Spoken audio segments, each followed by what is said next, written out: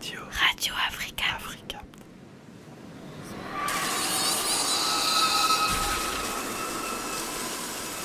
Radio Africa.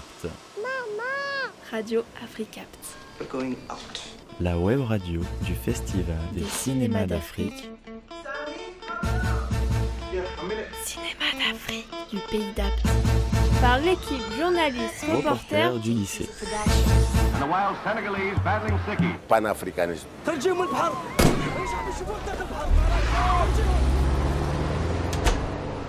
Camera one next, please. I want beautiful things. Round young virgin mother and... If you don't stop singing that song, I'll come out there and strangle you. Oh yeah, shake body. Oh yeah, move body.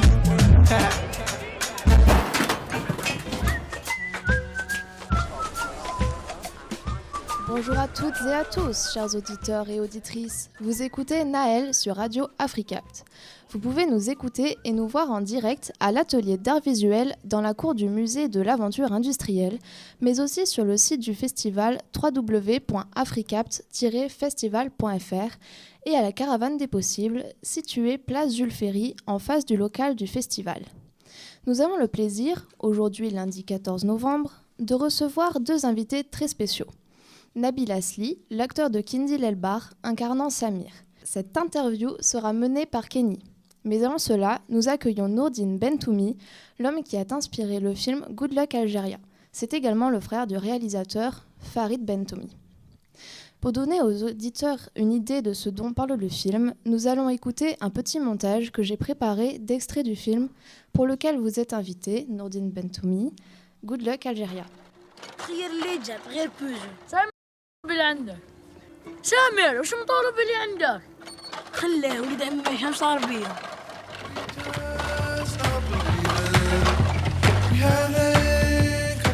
Ton père est algérien? Ouais. Donc toi aussi? Ouais. Sam, tu vas faire les Jeux Olympiques pour l'Algérie, en ski de fond. T'es le seul Algérien. Enfin, sur la neige, je veux dire. T'es sûr de te qualifier? Good luck, Algeria. Thank you. Good luck, Algérie. Je suis en faillite. La boîte est en train de couler. Et j'ai que pour ça. Pour devoir porter le drapeau de l'Algérie. Pour t'appeler monsieur le PDG. Tu peux plus reculer là, hein? Sam. Putain, les Jeux Olympiques. L'objectif, c'est que t'arrives à faire moins d'une heure aux 15 km. C'est là où c'est un peu chaud, mais ça va aller.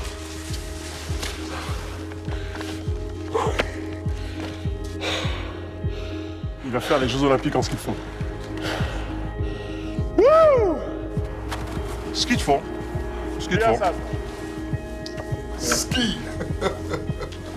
Oui. Ski. Donc bonjour. Bonsoir. Enchantée. J'espère que vous passez de bons moments ici à Apt. Très bien, on est très bien accueillis et je suis surpris par le festival. Je trouve que c'est, dans une petite ville comme ça, arriver à organiser quelque chose d'aussi fort, d'aussi grand avec autant de monde. Bravo. Merci. Donc, nous allons parler de Good Luck Algeria, le film de votre frère, Farid Bentoumi. Donc vous n'êtes pas ni le réalisateur ni l'acteur du film, mais vous êtes en quelque sorte à l'origine du film. Vous pouvez nous en dire plus ? Oui, en fait, Farid avait déjà écrit des courts-métrages et donc s'intéressait beaucoup au sujet de la double nationalité, de l'intégration, de la transmission et cherchait à raconter quelque chose dans son long-métrage, son premier long-métrage, puisque c'est son premier film là-dessus. Et un peu lui, un peu son producteur ont eu l'idée de se baser sur quelque chose qui m'est arrivé, une histoire que j'ai vécue. Du fait que j'ai représenté l'Algérie aux Jeux Olympiques à Turin en 2006. Donc il a utilisé cette histoire comme fil rouge pour développer d'autres thématiques autour de cette idée d'appartenir à ou de représenter deux pays. Donc c'est une idée de mélange et de culture aussi au centre du film par rapport à l'intégration aussi de plusieurs origines.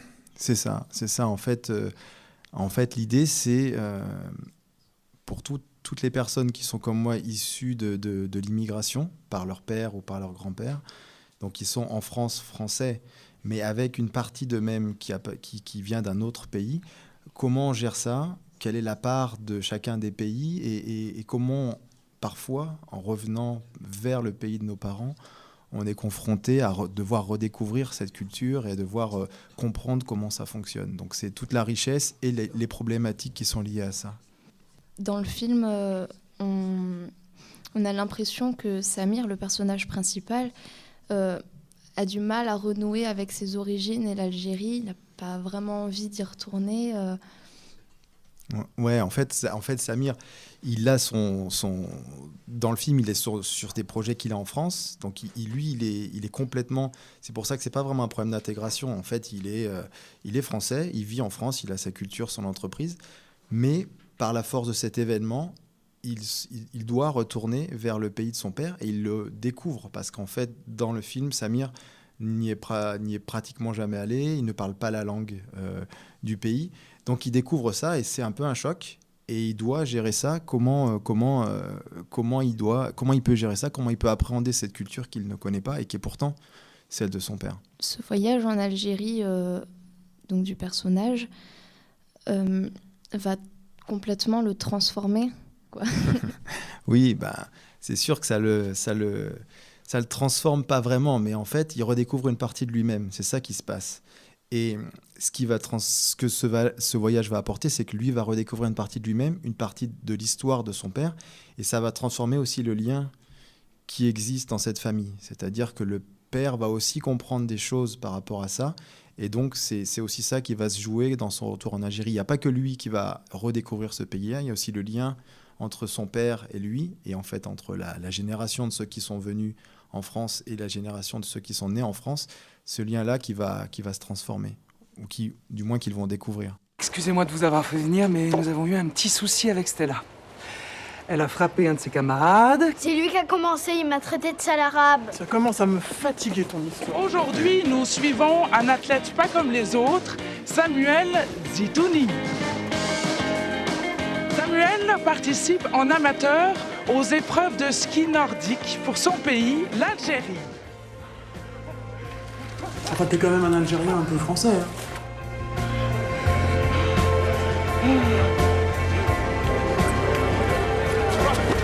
Sam, t'as réussi.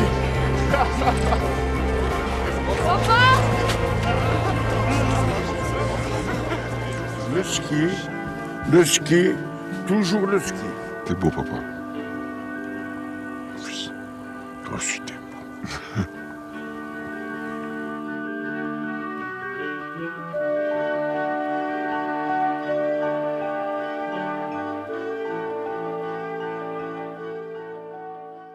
Nous sommes très touchés par le personnage du père. Il est rassurant, doux, et on voit qu'il veut vraiment tout faire pour ses enfants, qu'ils soient heureux et qu'ils puissent avoir le choix, comme il dit dans le film. Est-ce qu'il serait inspiré par votre père à vous ? Carrément, ouais. Farid a recherché quelqu'un qui ressemble le plus possible à mon père. Donc il a cherché à Paris, il est tombé sur des vrais acteurs de théâtre, de cinéma, mais qui surjouaient beaucoup. Et il a cherché quelqu'un qui soit plus proche de la réalité, qui ait vécu peut-être à la montagne. Et donc il est allé faire toutes les associations de Grenoble, écumer les bars, etc., les cafés, pour trouver des vieux Algériens, etc. Et puis il ne trouvait pas. Et on lui a parlé d'une personne qui venait qu'un jour, le mercredi, parce qu'il ne discutait pas trop avec les autres et tout ça. Donc ils sont venus l'attendre avec Samy, avec la personne qui s'occupait du casting. Et ils sont tombés sur lui. Donc c'est Bouchakor Chakor Djaltia qui joue ce rôle et qui est totalement amateur, qui n'avait jamais fait de cinéma ni quoi que ce soit, mais l'acteur principal, Samy Bouajila, a flashé sur lui, quoi. Et c'est vrai qu'il est exceptionnel dans le film. Il est exceptionnel parce que c'est un des personnages les plus importants du film et il est totalement amateur et il est vraiment, vraiment dans son rôle. Et c'était un des grands moments du tournage, moi qui les ai vus avec Samy. Vraiment, ils étaient tous les deux ensemble, Samy le coachait et tout. Et c'était vraiment super. Et il ressemble parfaitement à mon père, à tel point que quand il est venu chez moi, mes enfants qui sont tout petits lui ont sauté au cou en croyant que c'était leur grand-père. Donc le casting a été vraiment fort, quoi. Quelle liberté Farid Bentoumi, le réalisateur, appris sur la réalité de votre histoire ? Pas tant que ça en fait. L'histoire est presque très proche de la réalité. Parfois elle est en dessous de la réalité même. Il y a des choses qui étaient bien pires dans la vraie vie. Mais il y a des choses qui, par exemple, moi je n'ai pas eu d'usine de ski. Donc ça c'est quelque chose qu'il a rajouté dans le film pour justement donner cette dimension de quelqu'un qui est inséré dans la société, qui gère une entreprise, qui a des employés dont il est responsable, pour sortir de l'image classique de dire voilà, les Algériens doivent s'intégrer parce que l'image qu'on a, c'est le gars qui est dans une cité, qui doit s'intégrer, trouver du boulot, alors que 90% des gens de cette génération-là, qu'ils soient algériens, portugais, espagnols ou n'importe quoi, sont dans la société, ils n'ont pas besoin d'être intégrés. Donc c'était ça qu'il voulait montrer, dire cette personne-là, Samir, il n'est pas du tout en problématique d'intégration. Par contre, la double nationalité et le fait qu'il ait deux cultures en lui, ça c'est quelque chose qu'il va redécouvrir au cours du film. Voilà. Par rapport aux plusieurs cultures, est-ce qu'il n'y aurait pas, donc au-delà de l'histoire des personnages et des Jeux Olympiques, une dimension symbolique liée entre la grande histoire entre l'Algérie et la France Ça, je sais pas, c'est pas vraiment qu'il y a une dimension symbolique. Je pense pas que Farid ait voulu aborder le sujet de l'histoire entre la France et l'Algérie. C'est vraiment un film sur une histoire personnelle. C'est l'histoire des Algériens. Effectivement, le rapport qu'il peut y avoir, c'est que les gens de cette génération, comme mon père, sont venus après la guerre d'Algérie. Donc effectivement, tous les immigrés qui viennent d'Algérie, ils ont cette histoire-là entre la France et l'Algérie derrière eux, et qui peut effectivement causer des problèmes. Mais c'est pas le sujet vraiment du film. Farid ne voulait pas parler de ça, mais c'est vrai que c'est de là que vient cette problématique d'intégration, certainement. Et est-ce que donc, vous avez tourné donc, là où il y a de la neige pour pouvoir faire les Jeux Olympiques, est-ce que donc, le personnage principal savait skier pour pouvoir faire les images, ou vous l'avez doublé, ou comment ça se passe ? Ah, tout à fait. Moi, j'ai eu l'honneur de pouvoir participer au tournage. Mon frère m'a invité. En fait, il m'a téléphoné avant le tournage du film en me disant « Est-ce que tu es en forme ?» Je lui dis ouais, je suis en forme, un peu comme d'habitude. Bon. Il me dit « Est-ce que tu es prêt à faire une Coupe du Monde de ski ?» Je lui dis « Là, tout de suite, là. » Il me dit « Ouais, parce que c'est dans un mois et tu vas faire la Coupe du Monde de ski de fond. » Et donc, en fait, il m'a annoncé que j'allais faire la doublure pour Samir. Et donc, toutes les scènes de ski, pratiquement dans le film, je l'ai fait. Samy en a fait quelques-unes, parce que Samy est grenoblois, donc il sait skier. Hein, donc, il a fait quand même pas mal de scènes. Mais il y en a beaucoup que j'ai faites. Et notamment, on a fait tous les deux la fameuse course qu'on voit dans le film, qui est une vraie Coupe du Monde de ski, à laquelle on a participé en Italie. Donc ça, c'était des grands moments, quoi. Reprendre le départ d'une Coupe du Monde avec les 50 meilleurs skieurs du monde. Et nous, on était derrière avec Samy pour le tournage. C'était vraiment un truc spécial, ouais. Donc j'imagine que vous avez accompagné plusieurs débats juste après les diffusions du film. Comment ce film a-t-il été reçu ? Très bien, très bien. Nous, on a fait avec Farid pas mal d'avant-premières avant la sortie du film. Et ça ne s'arrête toujours pas. Donc là, on est pratiquement 9 mois après la sortie. Et voilà, je suis très content d'être invité là. Farid est ailleurs, à Besançon. C'est pour ça qu'il n'a pas pu être ici aussi. Les gens sont très surpris. En fait, je pense que le film a été perçu comme une comédie, et quand les gens rentrent dans le film, ils se rendent compte qu'il y a beaucoup d'autres choses en fait dans le film. Effectivement, il y a des passages qui sont drôles. On entendait les spectateurs tout à l'heure faire des commentaires là-dessus, mais c'est pour lancer, on va dire, l'histoire du film. Et après, il y a tellement d'autres choses qui se déploient dans le film que je pense que les gens sont surpris, et du coup ils sortent avec vraiment l'envie d'en parler, parce qu'ils se disent « Tu te rends compte, ce petit film que je suis allé voir, je ne savais pas ce qu'il y avait dedans, en fait il y a plein de trucs dedans. » Et c'est vraiment la réaction qu'on voit et que j'ai vu encore aujourd'hui en discutant avec les enfants, puisque les enfants sont vraiment des juges assez impitoyables, quoi, sur les... S'ils n'aiment pas, ils vont dire qu'ils n'aiment pas, quoi. Et là, j'en ai vu un tout à l'heure qui était là cet après-midi, qui est revenu ce soir pour le voir avec ses parents, j'imagine. Donc c'est super, quoi. Écoutez, merci beaucoup d'avoir accepté notre invitation. Merci à vous. Au revoir. Au revoir.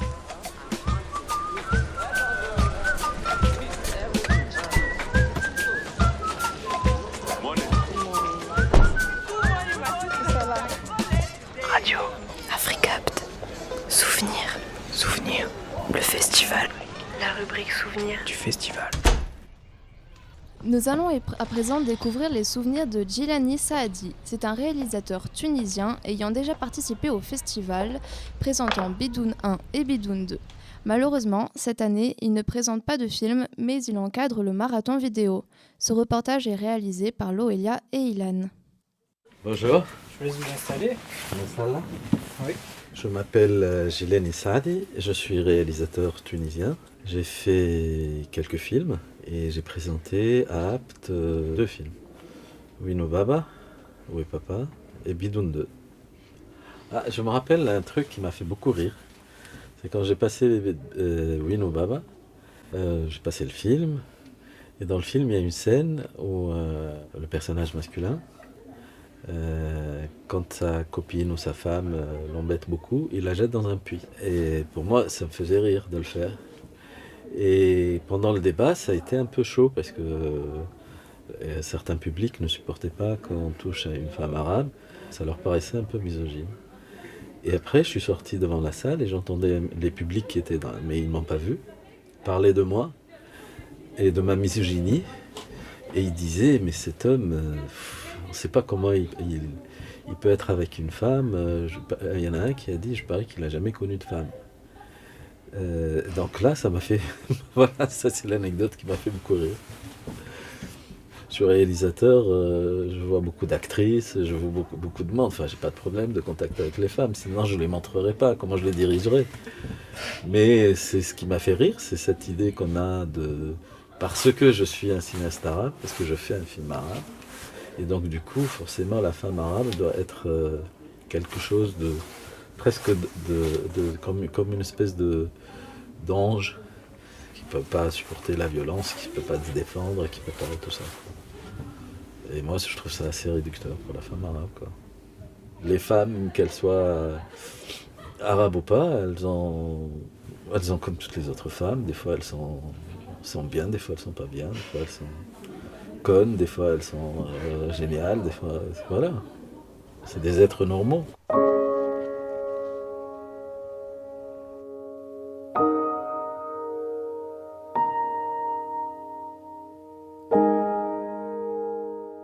La rubrique souvenir du festival.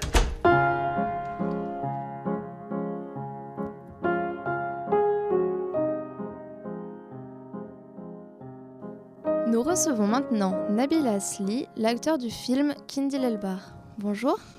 Bonjour. Je laisse donc la parole à Kenny. Merci. Bonsoir Nabil Asli. Bonsoir. Merci de votre présence sur le plateau. On vous remercie d'avoir accepté cette invitation pour cette interview encadrée par notre équipe de lycéens. Donc vous êtes donc un acteur algérien très connu dans votre pays, une star, une vraie star algérienne. Nous savons que vous avez joué dans de nombreux films tels que Bled El Shams d'Ajar Bali, qui d'ailleurs est un des films qui vous a permis d'être remarqué dans le monde du cinéma. Les rôles que vous avez interprétés vous ont d'ailleurs valu d'être présentés pour le Rampenti de la quinzaine de réalisateurs à Cannes en 2012, et vous êtes également un dramaturge, comme nous l'indique l'écriture et la mise en scène des Fabuleuses de Youssef Tawant en 2006. Oui, tout à fait. Donc, qu'est-ce qui vous a donc donné l'envie de passer du théâtre au cinéma ? Alors, d'abord, merci pour l'invitation. Je crois juste un petit détail, si vous voulez. Bled El Shams, c'était une pièce de théâtre, c'était pas un film. Pardon. Mais oui, je vous en prie, c'est pas grave. Mais c'est bien de citer. Moi, j'allais pas le citer. Donc, j'ai oublié carrément ce spectacle. Donc, merci de le citer. Et puis, alors, écoutez, moi, j'ai commencé par le théâtre amateur. Comme tout le monde, je suis toujours passé par le mouvement associatif et tout dans les années 90 et à la fin. Et à un moment donné, je me suis dit, bon, il faut passer aux choses sérieuses. Donc, j'ai fait l'école de théâtre, l'école supérieure d'art dramatique d'Alger, 2002 jusqu'à 2006. Mais pendant tout ce temps-là, je faisais que le théâtre, enfin, et je refusais de faire la télé parce que, entre guillemets, ça me plaisait pas beaucoup. Et tourner dans des films, à l'époque, il n'y avait pas beaucoup de films qui se faisaient en Algérie. Donc, et après, mais je regardais tout le temps les films, je mettais tout le temps en film. Et le jour où on m'a proposé un bon rôle dans un court-métrage qui s'appelle Sektou de Khaled Ben Issa, et c'est là où l'expérience le coup de foudre avec le cinéma a commencé. Voilà. D'accord. Donc, plus récemment, vous avez joué dans Kindil El-Bar, oui. réalisé par Damien Ounouri, qui est un des courts-métrages présentés lors de cette 14e édition du Festival des cinémas d'Afrique. où vous interprétez un père de famille. Hmm. Est-ce que lorsqu'on vous a proposé ce rôle, ça vous a tout de suite séduit? Écoutez, je sais pas, je suis le genre d'acteur qui... je suis un peu peureux, j'avoue. Dire pour moi, parce que pour moi, chaque rôle, c'est une nouvelle expérience. Malgré qu'à chaque fois, on joue, à chaque fois, on a plus d'expérience. Mais bizarrement, je ne sais pas pourquoi, c'est qu'à chaque fois, je pense que c'est la responsabilité, en fait. Voilà. De jouer un rôle, surtout si c'est très important, c'est une responsabilité. Donc, on a peur de l'échec.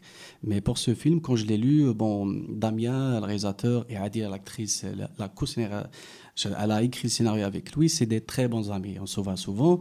Donc ils m'ont rassuré, on a discuté. Quand on m'a envoyé le scénario, j'ai adoré le rôle, mais je n'étais pas à fond à 100%. Mais ça à partir d'un processus que j'ai adoré le rôle et tout. Voilà. Donc j'imagine que vous aviez de bonnes relations avec les deux réalisateurs, enfin la scénariste et le réalisateur. Ah oui, c'est des très bons amis, on se voit. Avec Adil, l'actrice, celle qui joue avec moi, on a fait... Avant 2 films ensemble, 2 longs métrages, on était ensemble à la 15e de réalisateur 2012 avec Le Repenti de Merzak Alouesh, et on a fait des pièces de théâtre. Bled Shems, c'est elle qui a fait la mise en scène, le texte de Hajar Bali. Donc on travaille tout le temps, on est une bande, une équipe. D'accord. Donc pour revenir au film Kindil El-Bar, ouais. Je tenais à vous dire personnellement que j'ai trouvé que plusieurs scènes de ce film étaient vraiment marquantes. Et je vais vous laisser en écouter une.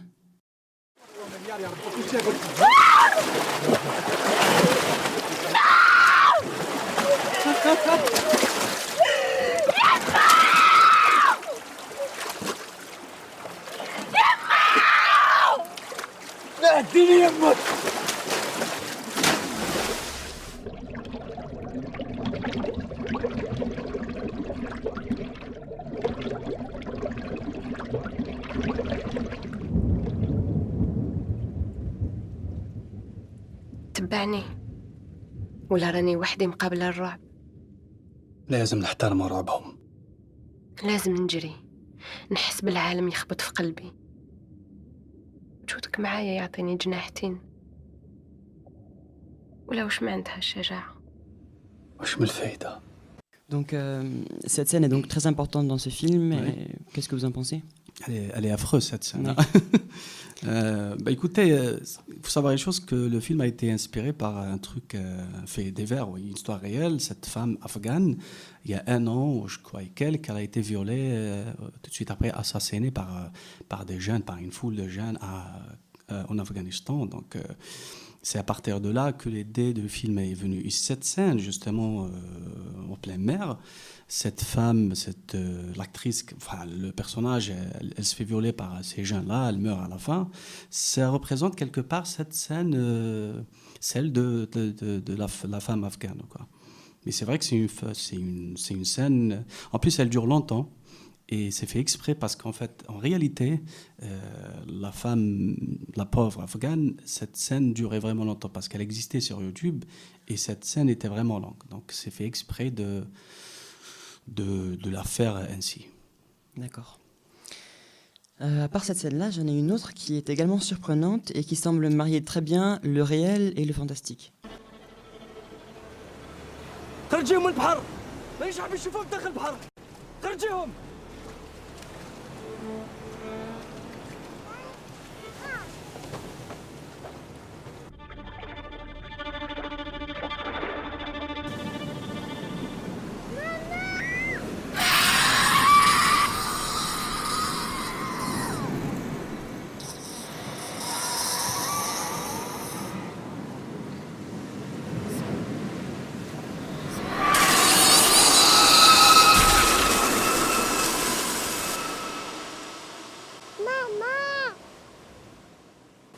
Donc ma question par rapport à cette scène, c'est pourquoi est-ce que le réalisateur a décidé de les introduire au film? Les effets spéciaux, là, écoutez, cette scène, logiquement, c'est la suite de la scène précédente. Donc, cette femme, elle meurt et elle devient, entre guillemets, Méduse. Mais il y a effectivement des effets spéciaux dans le film, mais c'est pas à l'américaine. C'était pas ça le but de faire le fantastique juste pour le faire. Mais c'était un choix, disons, esthétique et dramatique en même temps. Du coup, Oui, voilà. Le réalisateur a voulu faire ça pour...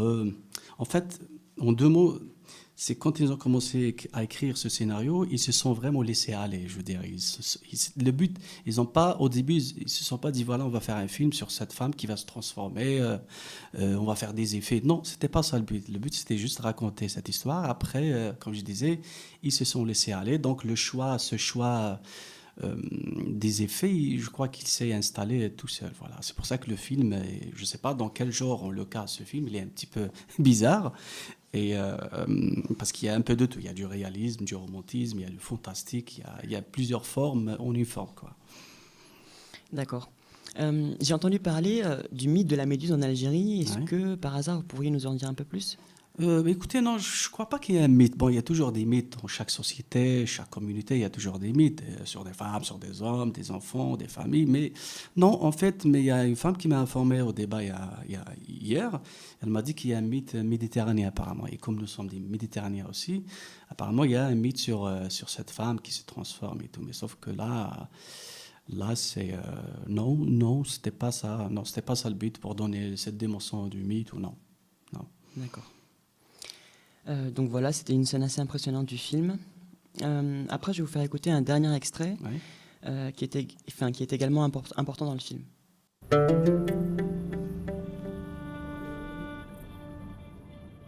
وأنا طفلة صغيرة كانت معكم سيليا مباشرة قاعدة من في حجاب السيزاري لقناة أفريكا نوفا.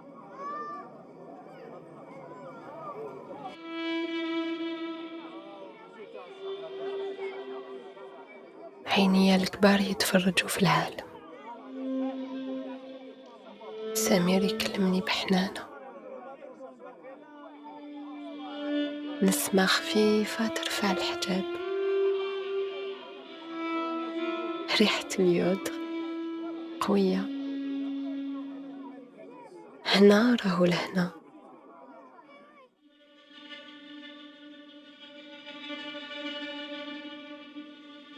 نتنفس البحر،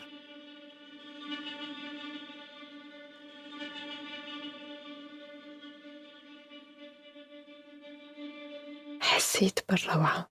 Donc, dans ce dernier extrait, on entend une journaliste de télévision qui vient rassurer les spectateurs parce que, on voit cette créature mi-femme, mi-méduse qui est exposée là sur cette fontaine au regard de tous.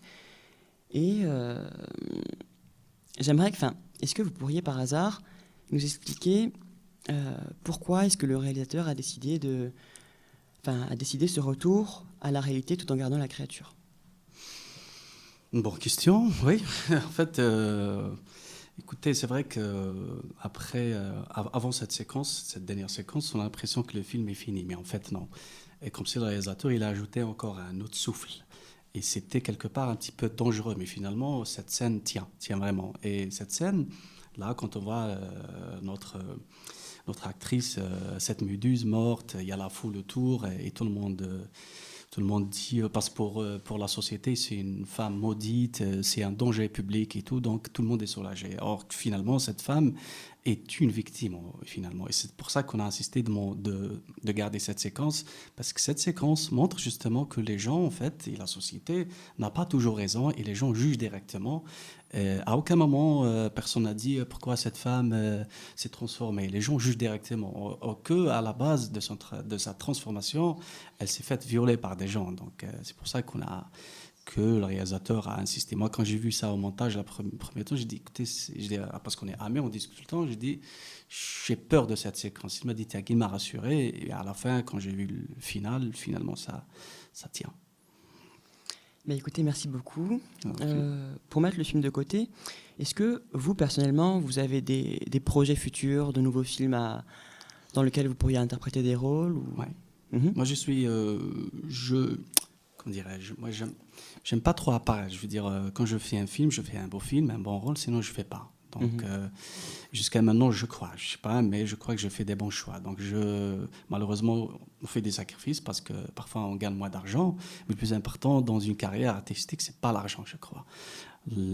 Mais là, oui, il y a des projets quelque part, mais je vais retourner au théâtre. En fait, je vais monter mon spectacle de théâtre. Ça va, parce que trop de cinéma, trop de télé, ça tue un petit peu. Donc, c'est bien de faire le théâtre, comment dirais-je, refaire ce lien direct avec les planches, avec la scène.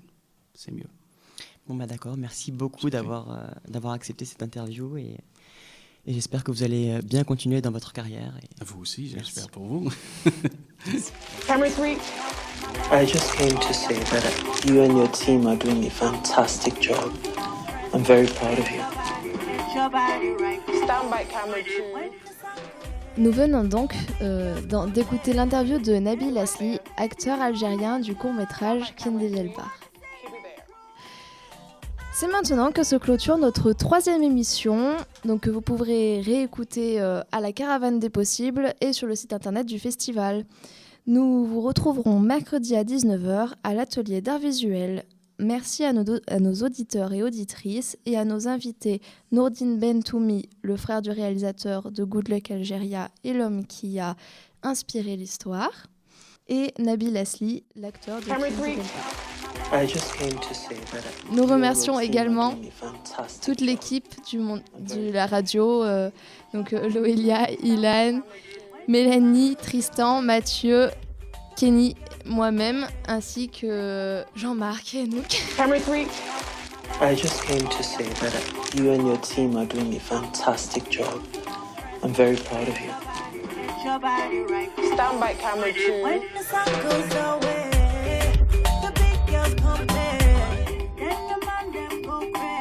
Hold it right there. Stand by camera 3. Keep it there.